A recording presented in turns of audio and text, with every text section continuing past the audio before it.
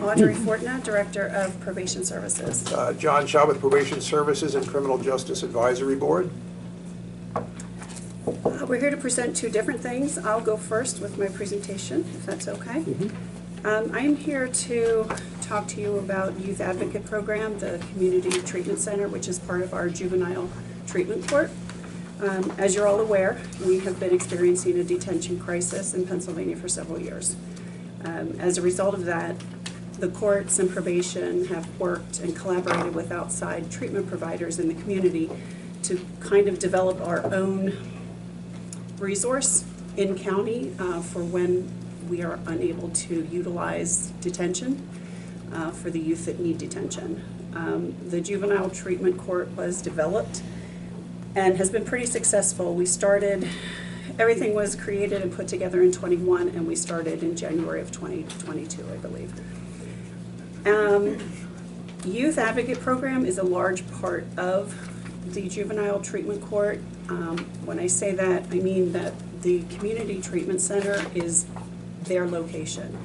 And so other outside treatment partners come into that facility to provide services. So we have YAP working with Empower the Mind, Presley Ridge. They're all working under the roof of the Community Treatment Center. Now, all of those services are covered under our needs-based budget, so we're very fortunate in that aspect. However, the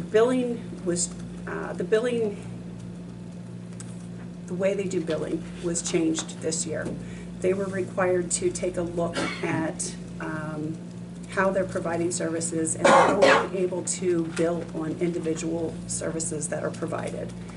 When they took a look at that, they determined that they would be able to serve a minimum of 4 people, 4 youth, in order to stay in business and maintain the services that are provided. On average, we have between 5 to 7 youth at any given time. We've never gone below that 4 threshold. But I have to tell you that because we have no other alternative, because of the detention and the residential treatment issues, I would like to put what I'm considering insurance in place so that we can help if by some chance we would dip under that 4 participant number, that we would have money in our budget to fill that void and pay for that spot until we got the numbers back up. Because of our detention issue, last year you very graciously permitted us to participate in the regional detention agreement. We were anticipating 2 beds. That second bed never materialized, nor do I expect it to anytime in the near future anyway. So I have reduced our $48,000 budget from last year to $24,000 for this year, and we have spent a lot less than what was anticipated.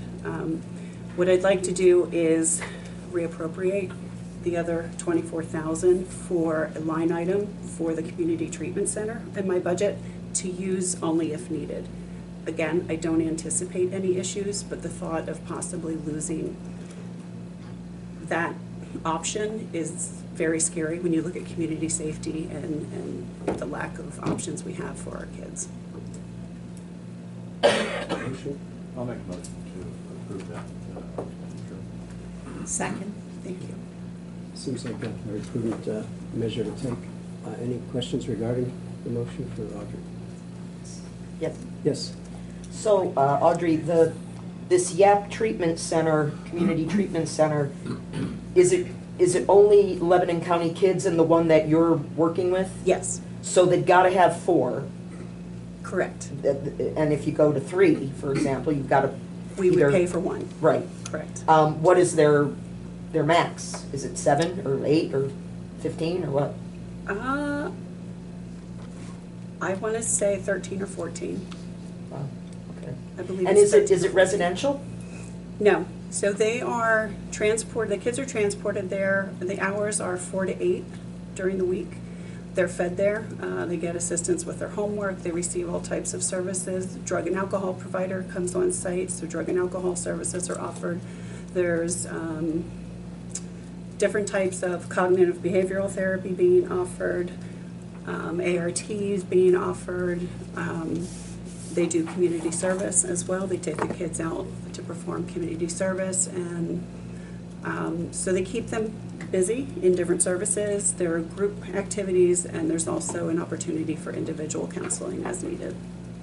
So are these kids that would otherwise be going to a secure facility? So these are kids, the kids that we've put in there have been kids that, yes, should be in detention, and we just don't have anywhere to go with them.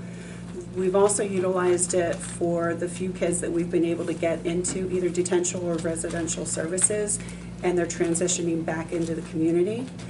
And these are kids that are identified as having high need and high risk to the community. And so the intensive services are what we've developed is the best alternative to what we no longer have access to. And has there been any downfall? Has there been any kids that, I mean, because otherwise, these are kids that are involved in the judicial system, right? Correct. So if they would have been in a secure lockup, and instead they're going to the YAP treatment center, have there been any of them that have caused a problem there? We have had some issues, yes. Wow. I don't think I have any other questions. Anything else? If not, all in favor, please indicate by saying aye. Aye. Aye. Opposed, same sign, so moved. Thank you. You're welcome. Good morning. Thank you, Commissioners. Good morning, everybody. We're here today to ask for your authorization to submit a modification to the intermediate punishment grant application. We received a grant of $278,708 to continue intermediate punishment programs. That official letter came in July for the current fiscal year. We're here today to ask for an $8,000 increase in one of the line items to that grant, namely the line item that would pay for the University of Cincinnati Corrections Institute to conduct training to the probation office for probation officers using the Ohio Risk Assessment System, or ORAS, as it's often referred to, a very widely used, effective case management assessment system. When we were putting together the original budget, we calculated $8,000 for a one-day, well, actually, a two-day training would suffice. We realized now that perhaps a second training might really be more effective and be more practical, and that would really double that particular budget from $8,000 now to $16,000. And we really are asking your approval because I think that we would need that, and then approval from PCCD before University of Cincinnati signs the contract to engage and conduct that training sometime in the new year. So that is really, in effect, we're just asking for an $8,000 increase in the consultant line item of the IP budget. I'll make a motion to approve the grant modification from $8,000 to $16,000. Second. Okay, it's been moved and seconded that we approve this additional training request through this grant. Any questions regarding the motion? If not, all in favor, please indicate by saying aye. Aye. Opposed, same sign, so moved. Thank you. Thank you. Before I forget, a modification always comes with a second set of signature pages specifically for Mr. Medley as financial officer. So before I walk out here and forget to give him that, if you could, you have the other signature pages too. Thank so, you, John. I'll take it Yeah, over. thank you very much. Thank you. You're welcome. Yeah. Where would we be without signature pages? I mean, really. Thank you all very much. Thanks.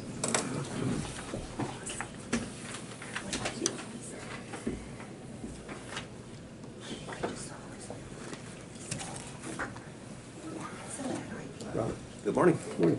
This time it's morning. Yeah, got that right. Just introduce yourself and then you're ready to go.